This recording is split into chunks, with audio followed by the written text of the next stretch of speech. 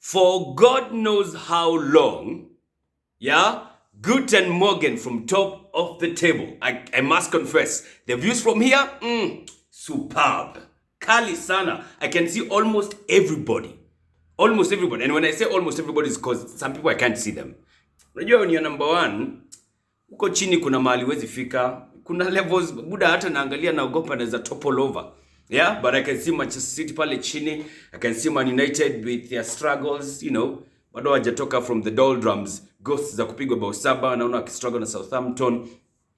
Kidogo wale ni Spurs. My God. Now that's shit. That's the epitome of shit. I can see them right there. I mean, how are they even fourth? I don't fathom. Kidogo naona number 5 ni nani? Newcastle. Yeah. Kuna watu wengine siwezi ona. I mean, kule chini, uko chini nasikia sijui Bournemouth uko chini. Kwanza Bournemouth nasikia walifanya mambo against a team fulani. Watu wametoka from 7 up to cock 0 very fast.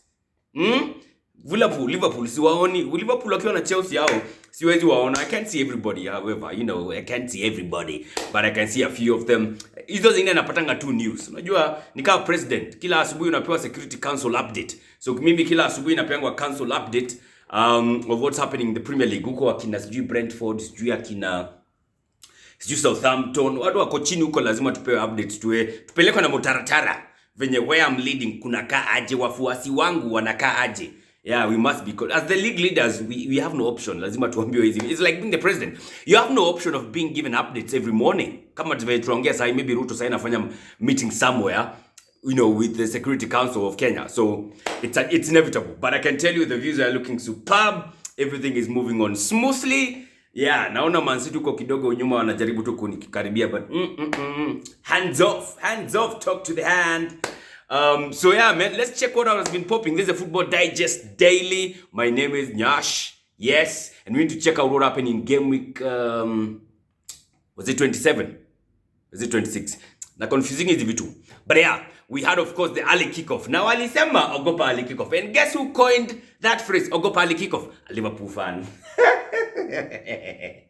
Crazy how something come back to bite you in the ass, no? Yes. That's exactly what happened, man. The early kickoff was Liverpool going away to Vitality Stadium. I hope that's the name of the stadium. Up against Bournemouth. Now, Bournemouth tuliwapiga character development on Saturday last week, but one. Ile Saturday ingine. Walijaribu kuja kuchokoza Newcastle, sijui tu nila up against league leaders. Ulisikia wapi wewe? Yani unaenda kwa league leaders unafunga bao 2 na wanajajibu wewe ni nani? As the bottom-most side unaenda huko, unachokoza Hornets. Now, if you don't know, Hornets are worse than honey. I mean, worse than bees. And that's exactly what Bournemouth did. Tuliwa clap, tuliwa pega. Kama wezi. Okay, not kama wezi. But yeah, we did beat them, you know. And we taught them how not to bottle a lead. And I have to give it up to Bournemouth. They are very, very good students. Absolutely. So the test we gave them, they passed with flying colors. Beat Liverpool 1-0. And Mo Salah missed a penalty. Nasikia bado inaonekana huko karibu the moon huko. Mo Salah missed it by a mile. I mean, can you imagine giving Mo Salah a pen and he squanders? That's so unlike him. And I'm sure some people had Mo Salah in the FPL as their captain because they knew Bournemouth up at Liverpool. Liverpool actually, just for context, beat Bournemouth 9-0 in the reverse fixture of the season. Yes, come down later on and they're losing 1-0. You love to see it. I was watching that game with Big Willie. The look on his face was just joy to my eyes. Absolutely. And Eric, of course. Then, of course, we had a plethora of games happening at 6 p.m. And Bata win, by the way, before I forget, it just confirms to me what I said, I think, in the podcast. And even on radio, I was not entirely convinced about Liverpool despite their big win against Man United. Like I said, that was a very different Man United side. The next games will be telling. The next game started off with the game against Bournemouth where they took an L. Let's see what happens in the next game. Don't forget, this week, they're playing against Real Madrid, the Champions League final. We all know what's happening over there. Yes, they're actually going to Madrid to get knocked out. It's like Chelsea. Chelsea have qualified to the quarterfinals of the Champions League to get knocked out. Kuna mali wanaenda. Chelsea, no way. No, they are not going anywhere. Speaking of Chelsea, they were among the teams that are playing at 6 p.m. against Leicester City at King Power Stadium, and they scored more than 1 goal in the league. News. News right there. They won 3-1 against, what do you call him? Against Leicester City. And as a result, we have a new James Bond in the Premier League, man.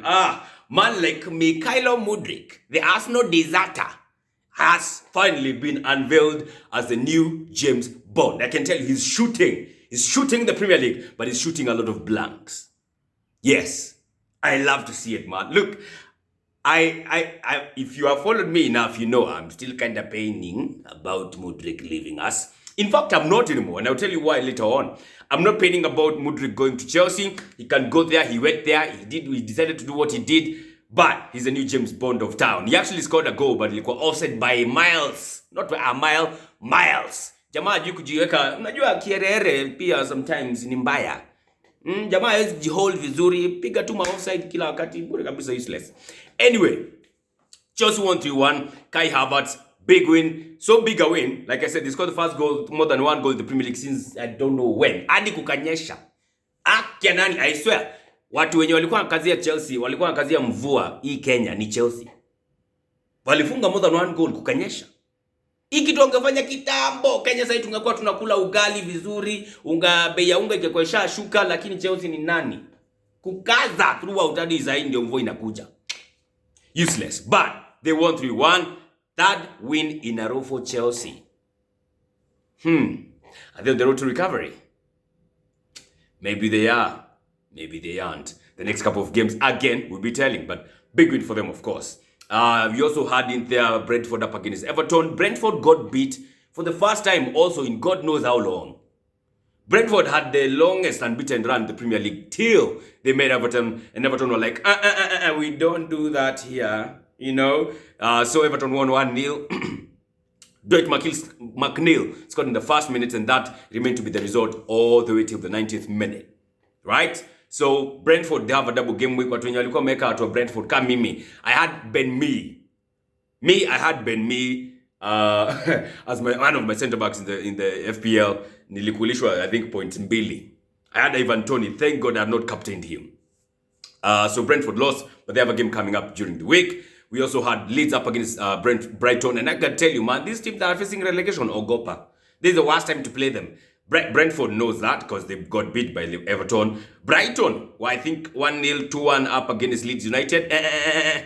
Cooler draw. And McAllister, of course, scored, and I had him as in my FPL. Assisted by, guess who? Mitoma. Yani, you can't make this shit up. Akianani, you cannot. And Brighton drew 2-2. At the same time, we had, I think, Spurs against, is it Nottingham Forest? Spurs won that game, I think, 3-1. Harry Kane with a brace. Now Mandem has, is it 2 and what goals? Jamaa anakuja na ubaya. Yeah, and Heung-min Son also scored to make it 3-1 for, I think 3-1 or 3-0 for Spurs against Forest. That was good.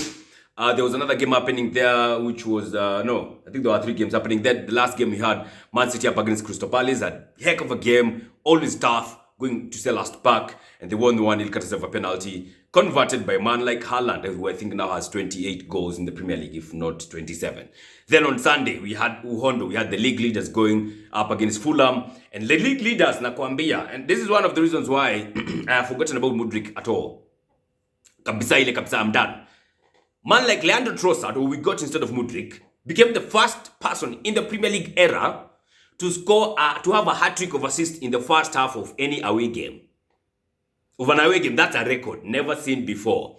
Trossard had a hat-trick of assists. Arsenal were 3-0 up by the first half. We were absolutely bossing it. I was watching that game alongside Timothy. And of course, it was happening concurrently with the Manchester United game. I was loving it. Tukifunga huku, wanapigwa red card huku. Tukifunga huku, wanapigishwa post. Tukifunga huku, James Ward-Prowse karibu haue. As in, I was... Now, I think I need to be watching games like more. Just Man United fans. It was so good to watch that game. Of course, Arsenal won 3-0. Like I said, Leandro Trossard with the hat-trick of assist. Arsenal winning all away games in London derbies and keeping a clean sheet while at it. That's a record in league football in England. Has never happened before. No team has won all London derbies away from home and kept a clean sheet while at it. Sisi ni nani? Nakwambia, we are Gargantuan bana. Sisi mabazu. Wezi niambia chochote bana. So, 3-0 away at Craven Cottage, 2-0 away at Spurs, 3-0 away at Brentford Community Stadium, 1-0 away at Chelsea, and you just can't make this shit up. At a West Ham. Oh, West Ham kulienda aje? Sikumbuki West Ham, because that's a London derby also. But yeah, we've get clean sheet in all our London derbies, and that's so great. Man United up against Southampton. Casemiro got red carded, his second of the season. A bit unfair, but still. And this got me thinking. The debate between, and I think I need to pull this up in the podcast. The debate between Casemiro and Partey, because Partey had a heck of a game, by the way, against Fulham. He was superb and then some. I mean, the way Partey gets off presses, his technical ability, his discipline, compared to likes of Casemiro. Casemiro is on akitoka a press.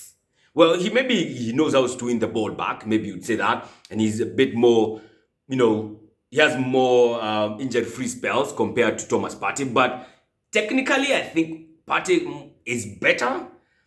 Discipline-wise, he's definitely better than Casemiro. Technically, of course, it's getting out of presses. Maybe winning trophies is where Casemiro beats him. And this is that he does not do this alone. He does this with a team. So that debate can rage on and on and on. But yeah, Man United 10 men down against Southampton. Southampton ni madwanze. There's actually a chance Walcott got, and I was like, God damn it, just bury it. Bury your kitu. Ni Walcott. Kwani speed ilisha? Manzi anaenda anajaribu loop the hair. Kwani ujui the hair? Unafikia the hair ni nani? My God, I was so disappointed. Sorry, by Southampton. 0-0. James Ward-Prowse alisumbua like I said he would, but he didn't score. Man United pia alipiga post. I think kila team alipiga post like twice. So it was a good contest. After that, we had Newcastle up against Wolves. That game went all to a 1-1 draw, which pushed Newcastle to 5th. So that's how the cookie crumbled. In the Kenya Premier League, Gor won 1-0. Is it against Bidco United? Timu zingine zote ziko chini bure kabisa. KCB wakapigwa na K-Sharks. Tusker tukadraw na Atalanta. Tukadraw na Atalanta FC. KCB walipigwa, yeah, as in all the teams. Kenya Police walishinda lakini they won away at home, boys. That's huge. So I mean, Gor Mahia, they're just bossing it on top. I think they have 41 points right now. The second team has 36 points. And Tusker, we are third. We have 35, but we have a game in hand. We win that one, we go to within 3 points of Gor Mahia. So still a lot of work to be done in the Kenya Premier League. So that's how the cookie crumbled. Don't forget to check out our podcast. Shall be dropping later this week, most likely on Tuesday or Wednesday. And of course, you can check it out also on our YouTube channel that is playing. That's the previous episode that we did featuring Timo. Don't fail to like and subscribe. Have a fantastic week. God bless. Champions League coming up this week, and Europa League, of course, second legs. And also we have some midweek fixtures between Crystal Palace and Brighton, and Brentford are up against Southampton. Have a good one. God bless. Catch you on the next one.